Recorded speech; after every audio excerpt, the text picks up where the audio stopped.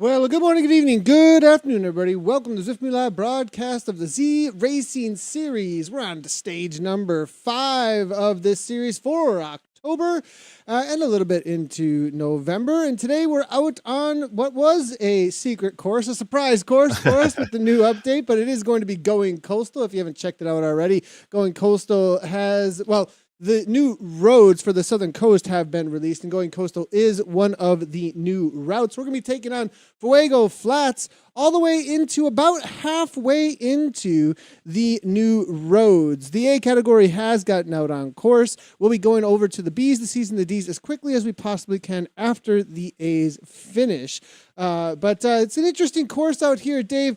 I'm going to see if I can show it real quickly here, Dave. It's actually going to be sprinter's delight essentially because it is extremely flat. But some of the cool. Have you seen any of the new roads, Dave? I mean, they are really, really cool. Yeah, only through your eyes, actually, your excitement when, I don't want to give away any of the things to look forward to out here, but there's some tremendously exciting moments that I'm anticipating here.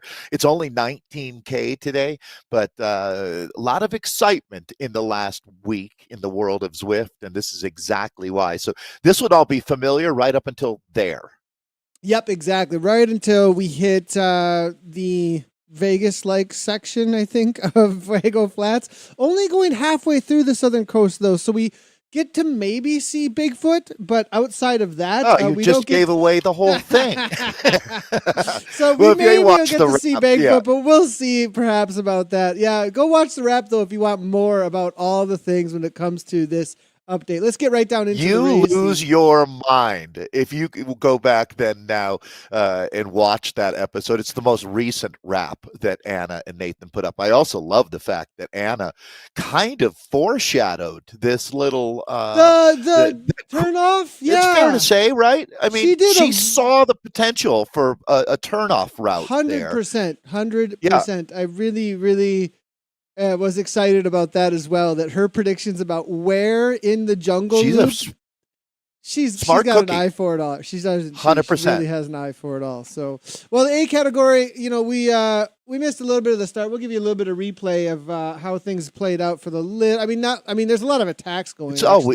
Tons of them. We kind of already know these roads as well, right? Yeah, They're just leading. This is the prelude to the dream. One thing I got to say, though, is John Verm has continually been on the attack, which is really interesting to me that he's continually been on the attack because this guy is a sprinter of the sprinters, and this is a sprinter's course, but he has decided to just continually press the pace. And I think it's because these guys from ESRT want to set the fastest time they possibly can. So they continue to send riders off the front to keep the pace over 50 kilometers per hour, I think, the entire way. Now, Oxen is doing the same. I think there's an agreement going on here, Dave.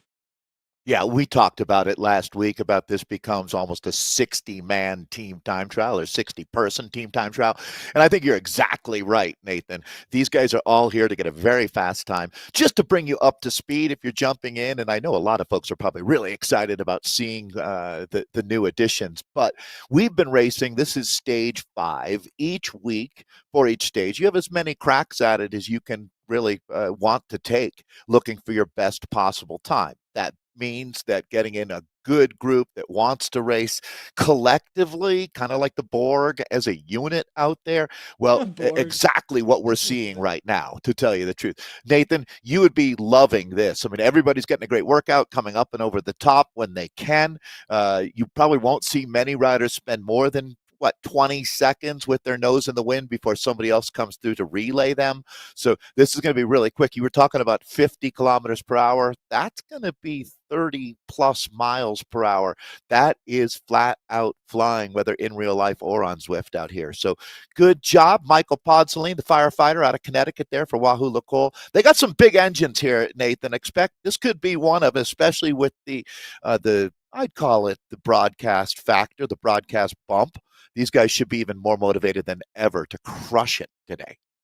Yeah, and we do see lots of power-ups being thrown down, I think, coming on through this section of course. Kind of interesting. One thing I'm going to double check here is when the next banner is, because they are going to get another power-up coming through the sprint banner, the first sprint banner on the southern coast, actually. So they will have another edition for a power-up, so that is why they were able to use that one through that little uphill in this oasis area. One of the things that we talked about, I saw on some of the forums and some chatter, was perhaps the idea of having some new roads in this area as well. I don't know if you ever noticed some of our old introduction videos that we had and made way back in the day when Fuego Flats was first released, went up and over the top of that oasis, and actually up and over the top of there's a gigantic pool of water that we just went under. So when you see those little waterfalls coming down through that oasis, there's actually pools of water up on top that's coming out of. And what would be really interesting if we were climb up there and then down the backside and out into this massive desert, because we can actually show it to you, which right here, if you see at the top here, we just went through this oasis up toward the upper right-hand corner of this desert area. And then that giant pool, that is where all that water is dropping down from. And what would be kind of interesting is, I mean, look at all this unused land out here. Massive amounts of it. So I wonder if there's maybe something that may be coming down the line. Obviously, I'm getting way into weeds of all things when it comes to the reality of what could be possible out on Zwift here. Well, the Toll Condominium Corporation has actually invested in some land out there, and they've got some plans that would dovetail quite nicely to some Zwift routes coming through. I wonder what that land Just is going saying. for, Dave. That's some yeah. It's I'll tell you, it's out of your price range, Nathan. Don't worry about it. Got it. So, hey, I saw Charles McCarthy in the mix here today. Good old Charles. He's another one of the tremendous forces for positivity in our Zwift community. He's riding from Maine. We had a really tough I don't know that. That's the shooting. Okay, gotcha. Happened. Okay, duh. Yeah. Okay, my bad. No, not duh. Sadly, Nathan, in America, there's so many of these that you can barely keep track. So, Charles, I appreciate your sentiment there. And yeah, 100%. Nathan. At first, I thought it was a new team name, but now that makes a lot of sense. Appreciate that he's doing that for sure. And there is, I know with his community, he's a little bit closer there, and I am a part of the Velocio Discord, and I have seen some of the individuals in there talking about being close to the reality there. So good to see him showing that support. I'm not going to name the athlete just out of privacy's sake, but there's a friend of mine that's deaf and rides on Zwift. I communicate with, we do, Nathan, don't we? Quite a bit with a bunch of people. Nothing new there. But this shooting that Charles is referencing there heavily impacted the deaf community in Lewiston, Maine. They all get together and play corn. It makes me so sad. It really does. So the best thing you can do when you're sad, Nathan, or when you're hurting, is get on a bike and ride. There you go. 100%. Get those positive endorphins going to your brain. And just like every time, I want to talk about the action because there's going to be Torben Oxen. Nathan, the Danish rider, super strong. What do these two got up their sleeve right now? Yeah, as it looks some moves, Dave. Yeah. And I think on the flat Polish courses like this, what's interesting is if there's a lot of motivated individuals to jump across, you get a couple up front, and then you leave behind the individuals maybe that aren't quite as motivated. And the only thing, here's the thing, is if there's enough to get across, well, perhaps a little bit, and then they end up just sitting in a grave that is the pack, right? Like that's what ends up happening. 100%.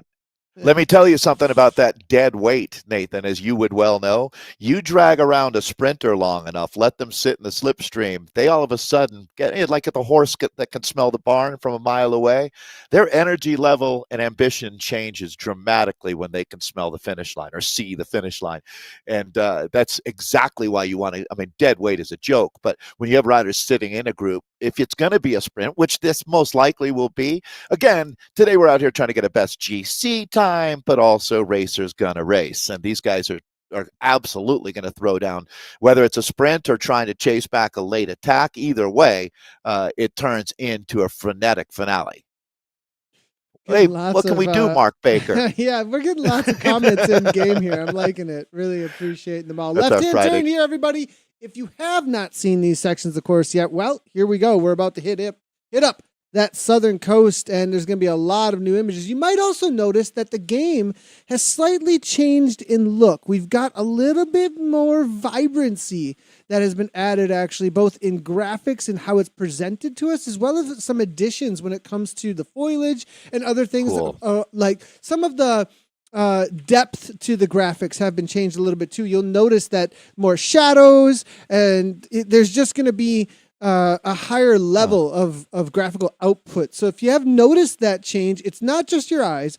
Zwift definitely has done some little bit of development on upgrading all of the worlds here. So it's pretty cool to see, liking it. And Watopia specifically, though, getting this little bit of beautification as we hit the southern coast here. You're going to see a whole lot of what I've been calling a Pacific Northwest type of look to it as we head into what seems to be somewhat of a fishing village here that the riders are going to go into. Now, my question is, are the riders going to be taken up by the racing, or are they going to be looking at the scenery as we head on over toward the crab shack? You know, I was wondering where we were in the world, and then when I saw that crab shack, I was like, I'm sorry, this has to be North America. My mind is blown right now, Nathan. So Kurt Beidler, the co-CEO for Zwift, lives up in Seattle. A bunch of the team for Zwift are from Seattle, and I don't know it would be possible. We did an event there last February where I jokingly said, Pacific Northwest, and playing to the home crowd.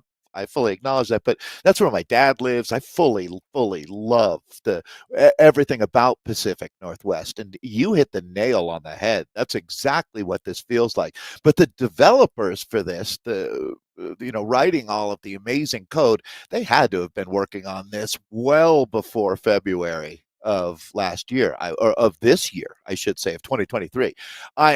You're going to hear me say "wow" quite a few times, Nathan. No doubt.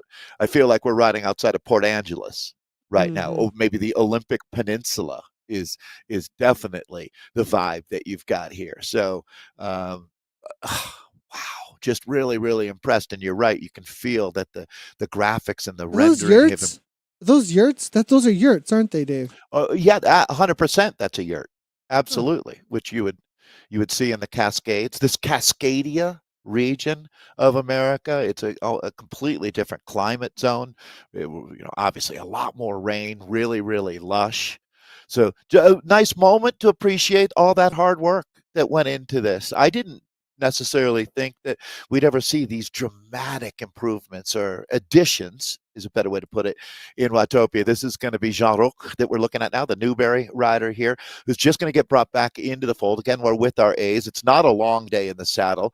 It's a quick taster, wet our beak a little bit here in Watopia. 19 kilometers of racing. They're already 12K in, Nathan, so we're moving into the finale pretty quickly with the group that, we started with 66 A's.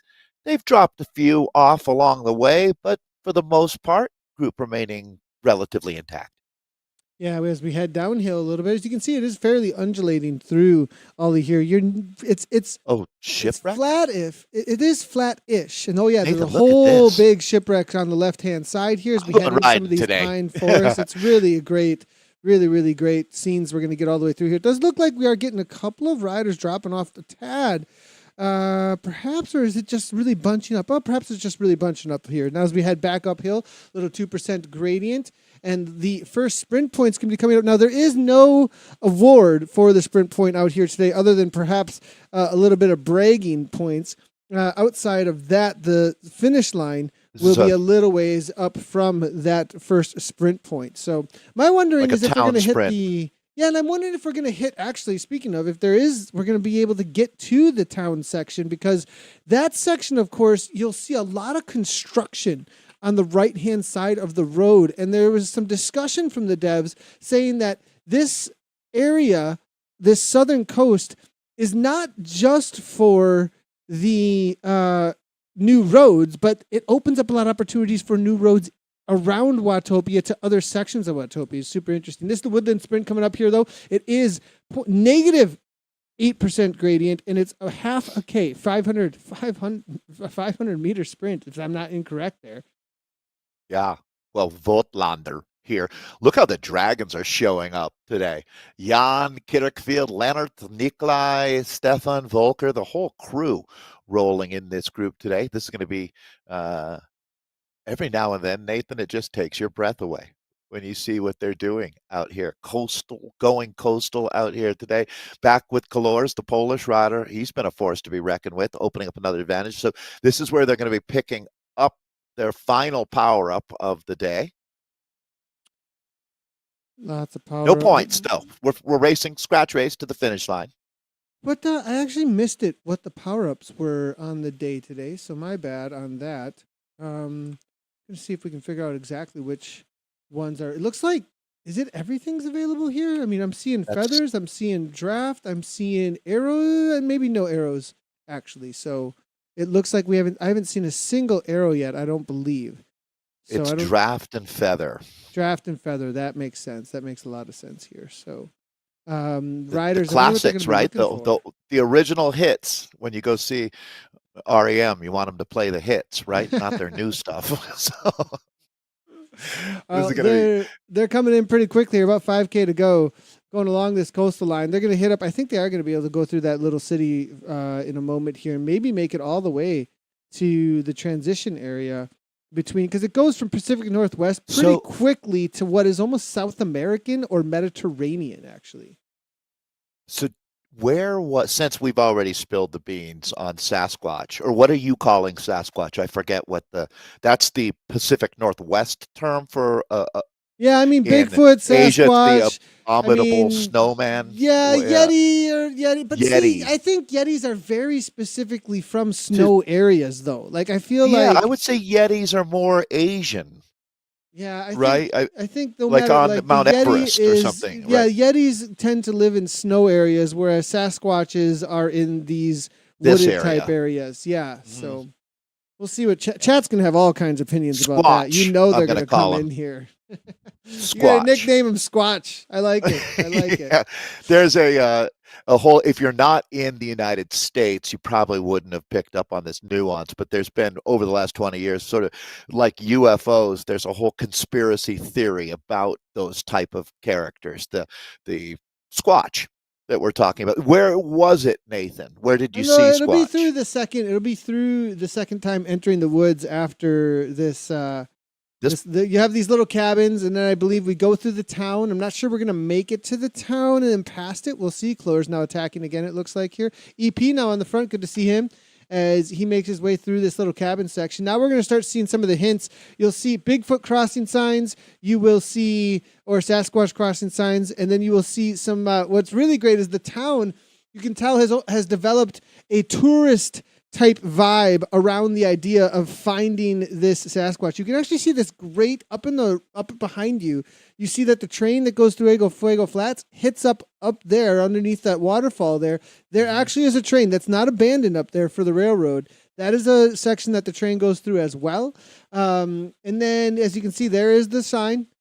Little ride on there with the Sasquatch. He's got a ride on. Did you see that sticker on his thumb? I absolutely love that. And then there's a great sign in the town that says, what does it say? Believe it's something about believing the story, or believe that there's actually Sasquatches existing. Well, you don't want to hit one, and that's what they're warning you for. Sasquatch crossing is what that first sign is. Just keep your head up. Got to be aware, right? The Sasquatch is a wild animal. It doesn't know how roads and traffic work. So that's on you to not hit it. So, all right, back to the action here. Nathan, we're going to get right down to this one here. We've got just over 2K of racing. These are A's, which are going to be the fastest group today, but we'll have a nice chance to jump in with the B's, C's, and D's out here. So this is getting frenetic now, Nathan. You can see at the front here, little gaps starting to open up, but as they put the accelerator down on the floorboard, now is when you really start to realize if anybody's got the ability to attack over the top of this, and you don't want to sprint today with riders like John Verum, absolute legend in the world of sprinting. I'm looking too that Jan Eifert, Nathan, he along with his Dragon teammate Kirkfield put up some big numbers. Actually, also on that team is Lennon Hoyenkamp. So we got some big hitters ready to throw down, but in order to win, you got to be in the front group. Yeah, it's going to be interesting here on this flat course how to set this up. It's the first time actually commentating or watching or being any part of a sprint like this. So it's going to be really, for me, I was first time seeing how this one sets up and where you want to go for this, how the timing's going to play out. It's going to be very interesting to me. I'm going to see if we can find exactly the riders to keep an eye on. I mean, at 129 beats per minute here, Flores always one to be watching out for from the WEZ team right now. I have a feeling he's going to be a good rider for us to keep an eye on. But Corlor is now giving a go off the front. No HR monitor. I think they may be required in this, so we'll have to wait and see how that ends up playing out for him. But it's going to be 1K to go or so, Dave. 1K to go. It is going to be at that sprint banner that's coming up ahead. I already got a drafting power being thrown down, maybe a little bit early, but I think we are going into another what looks to be uphill grind. It is a 350-meter sprint, Dave, as they start to ramp around. Oh, here comes John Worm. Worm's going to be definitely one to watch out for this, Dave. It's incredible. You get to start building up all of these data points. So remembering where that blue house is on the left, everything together here at this point, you can see left, right, and center. The power-ups are being thrown up here, Nathan, so everybody's going all in now, completely committed to this finish. Obviously, John Vanham is going to be a rider that we're watching. Can the Dragons pull a rabbit out of the hat? This sprint has engaged. So here we go. We are locked and loaded. This is not a drill, as they are flat out flying to the finish line here, Nathan. Verm to the top. It looks like 15 watts per kilogram. We picked the right one. Go on there. The prediction was right, Dave. Watch out for him. Uphill grind. Perfect timing. Great to see. ESRT making it happen at 23 or 30 almost. It looks like they were able to pull off. Pretty awesome to see. And Dave, look at this. These guys still have 2K to go. That's how fast those A's went, Dave. Well, they were on a mission, weren't they? I mean, they were racing for their GC time all day. They were flying. I mean, we'll get a look at that. What was the average speed? Yeah, what was the average speed?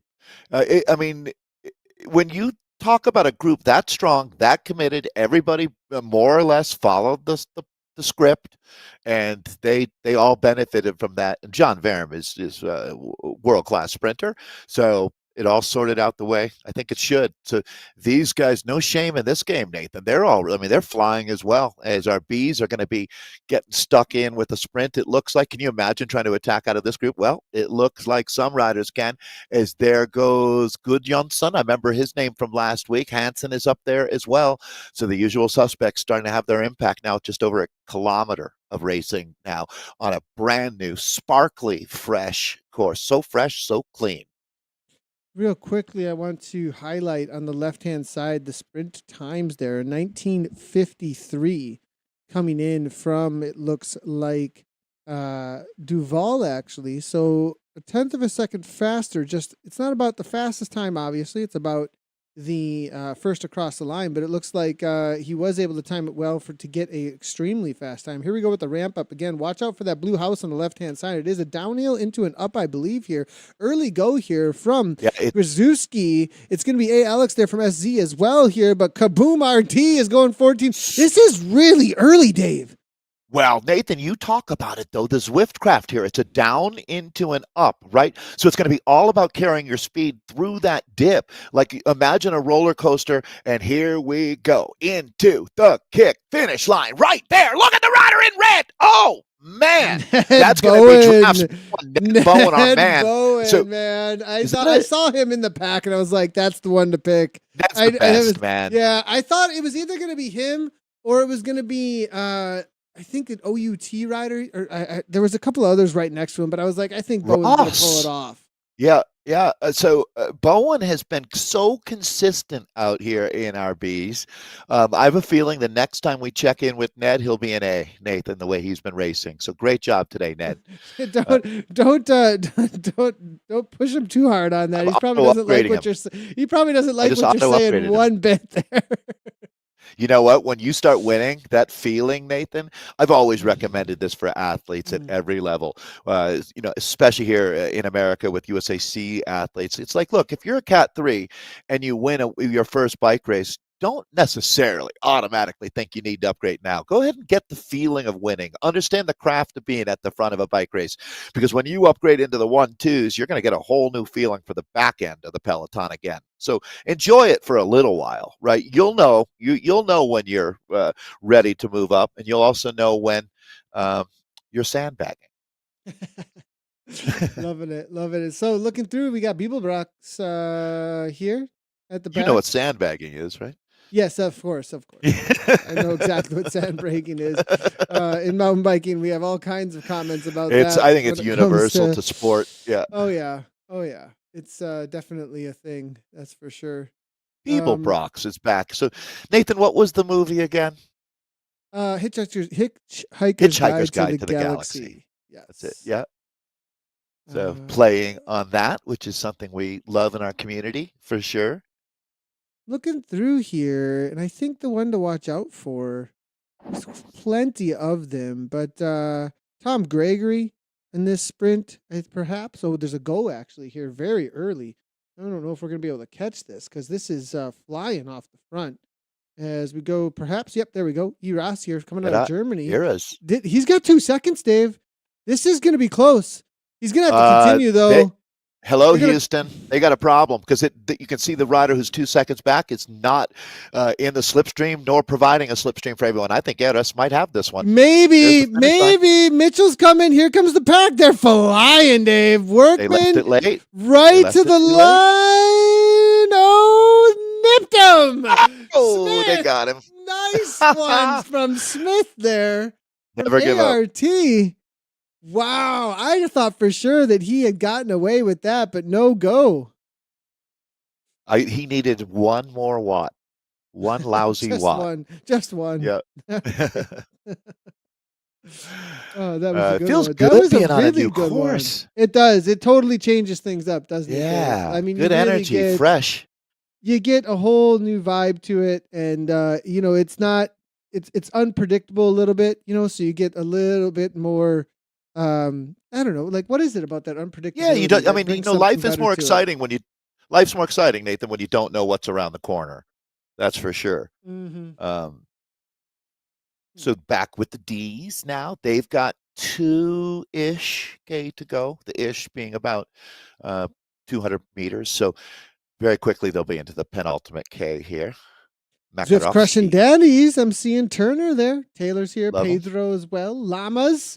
And Zed Bro giving a little bit of kick. Watch out for him.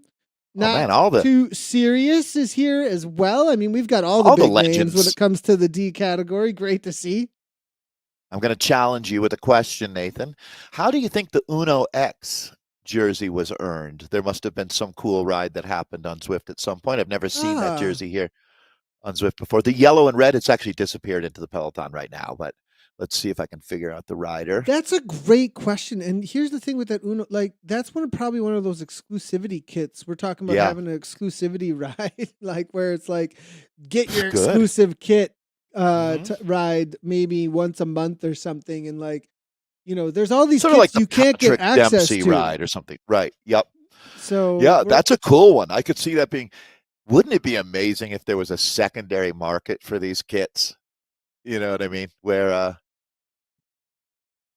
something like something so unique and cool, like Pokemon cards or something, where you own the digital rights to the kit and you can pass it on to someone else if you'd like to.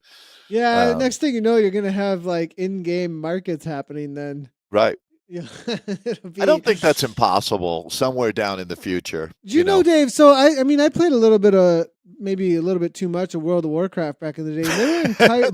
They were entire literal markets that got so valuable in that game that there was actual real money being traded. Yeah, like whole in real life markets around getting a hold of. Like people didn't want to spend time grinding for resources, and they would then just go and buy the best gold gun to get this stuff, kind of a thing, or have like somebody go out there and get it for you. Yeah, interesting. All right, here we go though. Into the sprint, Pedro giving a little bit of go. We just saw the only breakaway actually attack early work just a moment ago. LG maybe going for this at 8 watts per kilogram. No, just sitting in. It's going to be Pedro leading things out from the España team. Gear right on his wheel. Here comes a kick though, coming from Mac Platt. Well, I think they're just setting the table as there's the power up. And this is it. Finale time. We've seen the riders being brought back at this point. Can Mac Platt hold on? He's a rhino. I think he's got it. He's got it across the line. Nice one here from Platt. We're going to see LG right behind him. No, NZ Bro here to the line. It looks like taking it down for second. Right behind him was Makarovsky.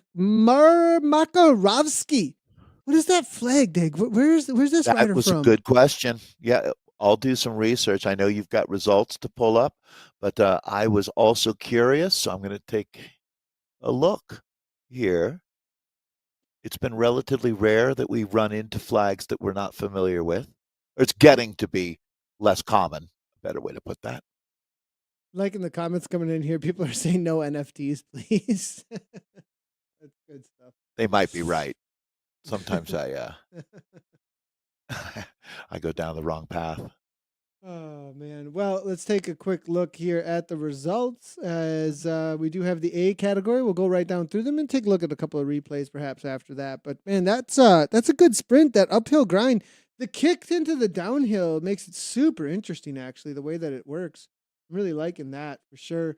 As we get a look at the results here, it is going to be, sorry about the clutter today, guys. We are waiting on some new with the new update here, a little behind on getting our builds here for the broadcast, but we will get those updated as soon as possible for you. Huh. But what's going on, Dave? You're going to be disappointed in yourself. I hate to tell you, Nathan. I'm Okay. disappointed in myself. We really should have known this flag. Belarus. Oh, yes. Yes, that makes sense. And now that I see it, those colors are from the velodrome. I definitely recognize that. Yeah, now. who's the national champion that rode for Canyon SRAM from Belarus? Good question. I know exactly the rider you're talking about. Yes, I can see her face right now. Even like, I'm trying to remember. There was a rider named Oleg Logvin from Minsk, which is the capital of Belarus, that raced here in the United States back in the 80s with the old Soviet teams. That was my connection to Belarus.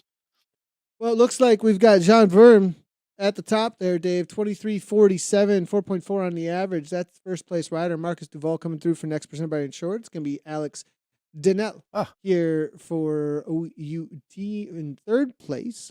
It's going to be Michael Podsline, WLC in fourth. Jan Ifert for the Dragons in fifth. Bob McLew from Innovation Ride Revolution in sixth. Kay Kurtzfield for the Dragons as well. It's going to be Carlos Flores for WEZ in eighth. Nikolai Jargard for the Dragons. Kiergaard, thank you very much. And Tuan Forgan in for 10th. That's your top 10 in the A category. Let's see what happened in the Bs. Well, the mighty Ned Bowen from Draft gets the W. Way to go, Ned. It's Laurent from the SWAT team taking the silver and bronze medal, going to Martin Ross out here today on our Going Coastal course. RT from Kaboom in fourth. PA Persson for AAC in fifth. Anton Alex for Swedish Swifters in sixth today. Carl Fredrik Gudjonsson. It's been good seeing you out there, Carl. ESRT rider in seventh today, so another top 10 for KF. It's going to be Yuzbiz Greskwiski in eighth. Dmitry Gagne in ninth, and Carl Olzon in 10th. We'll just let that eighth place name slide by. C category here.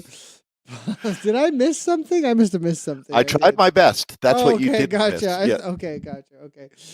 For the C category, Paul Smith, that was a great attack from him, actually getting a little bit of a jump.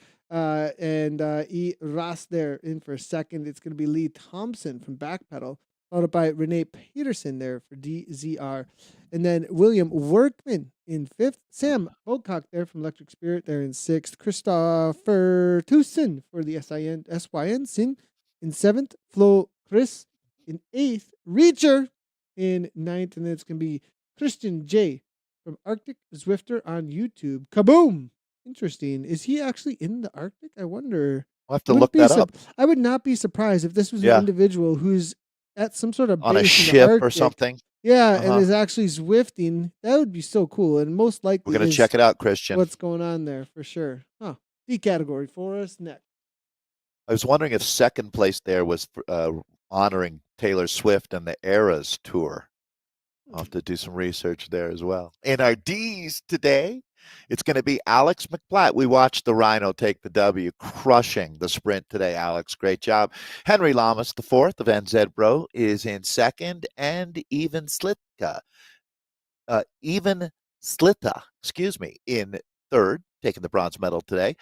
The Belarusian Alexander Makarovsky in fourth, Lucas G in fifth, Dewey Sweat 30 in sixth, William Ing of NTS Cube 3 in seventh, Michael Cooper for eighth, Steve Snary of the TBR, that's Team Big Ring, Hard Knock 101 kilograms in ninth, and Dave Grindle NTS Cubed in 10th. So that's a look at our Ds, and that wraps up all four of the races we had a chance to check in with here today. Stage 5. I don't know that you're going to get a better time than what we saw from these groups out here today, but if you want to, you have a chance to go try out on Race Watopia all week.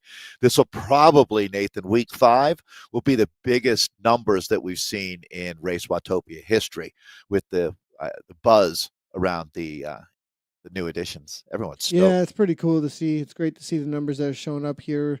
Look at the timing. We'll see the different types of timing that we saw from each of the category. Very interesting. Almost every category kind of played it a little bit differently. With Worm, his timing came through. You can see how he played that from the kick from him really came in at the bottom of this descent, and then bam, into the uphill. Then he hits 16 watts per kilogram the moment. So he was more at that like 12, 13, and then his final kick came through the moment that it hit into that 1%, 2% gradient. So he was able to carry all of his speed and power straight through the pack. Very well timed coming from him in that A category. B category, it is Kaboom. Here he is.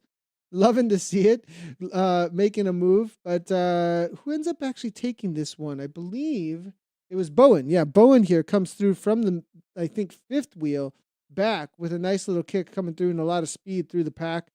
Over the top, a little bit of drafting power, probably helping him out there. Yeah, nicely done. 68 kilometers per hour, even coming through the line. So obviously able to carry a lot of speed, even into the uphill.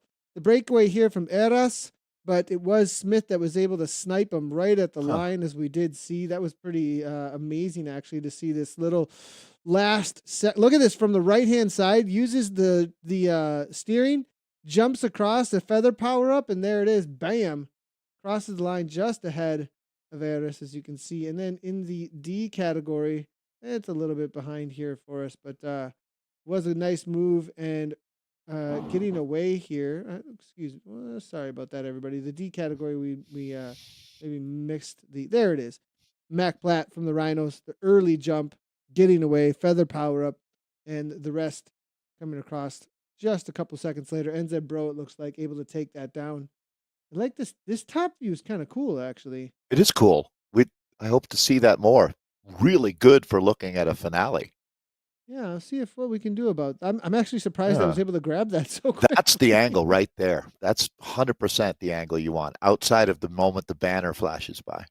There it is, and that's sweet. Get to see exactly how it played out there. So we found our new photo finish cam, didn't we? Loving it. Well, everybody, that is a little look at the first half of Going Coastal. But if you do want to ride the entirety of the Southern Coast, you got a couple of options. Head on over to Zwift Insider, check out what the update brought, and you can see all of the new courses. You shouldn't, if you haven't ridden Zwift, you will not have those badges. So they'll be on your Zwift. They will actually be grayed out. I can probably actually show it to you guys if I quit the event and go back. Because you haven't earned them yet. You have not earned them yet. Right? Exactly. That is why they are grayed out. And you are able then to click on that and be able to join whatever that event is. I can actually show all of you real quickly what that looks like. I have it on my. So if you go into the game and you will find this first load up, as you see here.